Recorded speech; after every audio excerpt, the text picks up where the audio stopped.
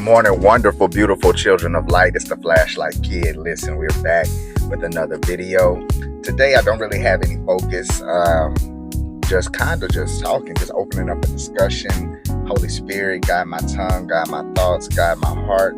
Allow this day to perfect me, prune me, allow me to grow physically, emotionally, spiritually, intellectually, so that I may spread light in the way that you choose. Listen. Glad that you tuned in today. It's a Saturday, nice beautiful day. Just gonna spread some light from whatever comes from within me in the moment. We're just gonna keep it funky, keep it fresh, and keep it live. So woke up this morning, gotta read your word, y'all.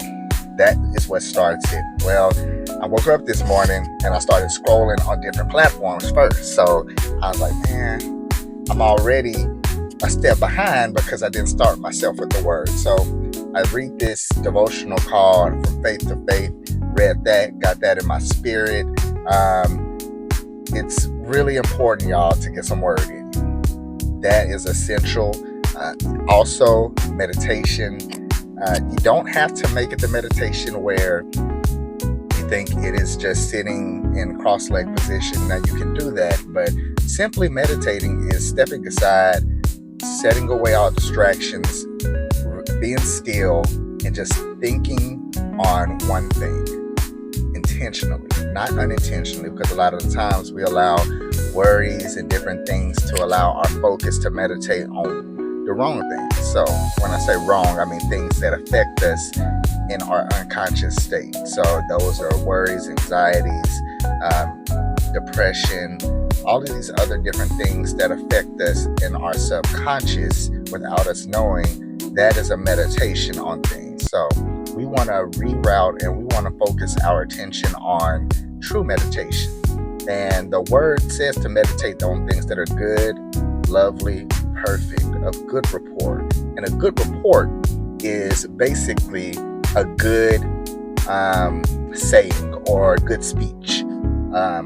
When the Israelites were in the wilderness and God told them to go out, he sent 12 spies to go to the land and to see how the land was and to bring a report back to the entire population. So when those 12 spies went, most of them, 10 out of the 12, saw the problems in life. They saw the giants that were in the land. They saw the terror. They saw themselves as grasshoppers compared to the giants. They never even talked to them. They never met them. They never did none of that. But it was their inward man that felt inferior, even though God already told them that they won and they possessed that land. They took what they saw, only what they saw. And that is where we come short in life a lot of times, when we only walk by sight. When you only walk by sight, that is very limiting because it doesn't give you the true picture. You see, the world was created first in the spirit. Then the physical world came. It says, in the beginning, God created the heavens and the earth. He didn't say God created the earth and the heavens. It was a step process to it. You know, we read it as a one thing, but the heavens are first, then the earth. And that's how life is unfolding constantly. The heavenly realm is the spiritual realm. The spirit realm is above the earth realm.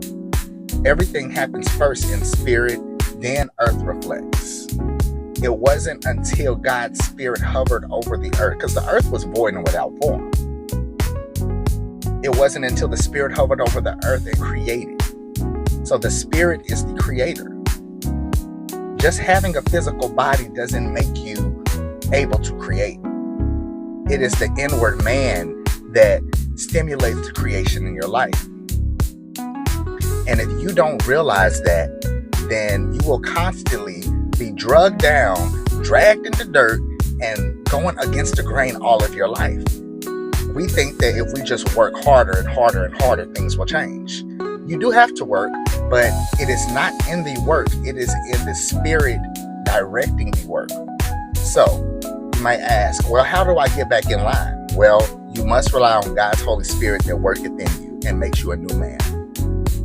If you are directed by the flesh, the flesh will continue to direct you in ways to which you constantly feed it. We are, they say, creatures of habit. What we continue to feed ourselves is what we will continue to want and desire. Whenever I go on breaks and eat healthier, my body desires healthier things. Now, whenever I take those breaks off and I keep going back to the junk food, the ice cream, the fast food, my body wants those things. But during those times where I'm eating healthy, it's like the thought of eating fast food makes my stomach turn. It's crazy, because what you feed your physical body tends to be what your physical body wants. You have to force yourself, once you're in a habit of either way, either eating good or eating bad, once you're in a habit, you have to force yourself out of that habit in order for you to like and to enjoy the other lifestyle. So whenever I'm eating healthy, I'm eating good, I'm watching my calories and everything, I'm working out, my body craves that. The body will go where the spirit leads. It's very important. But whenever that body gets that routine, the body will continue to do that, thinking that that's what the inward man wants. The body follows. The body should not be your leader. The physical world should not be your master. The spirit realm is where creation happens. And if you continue to allow this physical world to be your master, you will continue to walk in blindness, in a stupor, as if you're drunk. That's the message for today. I hope that it reached somebody in a very extremely special way. Love y'all. Keep spreading light, keep spreading love, and be peace.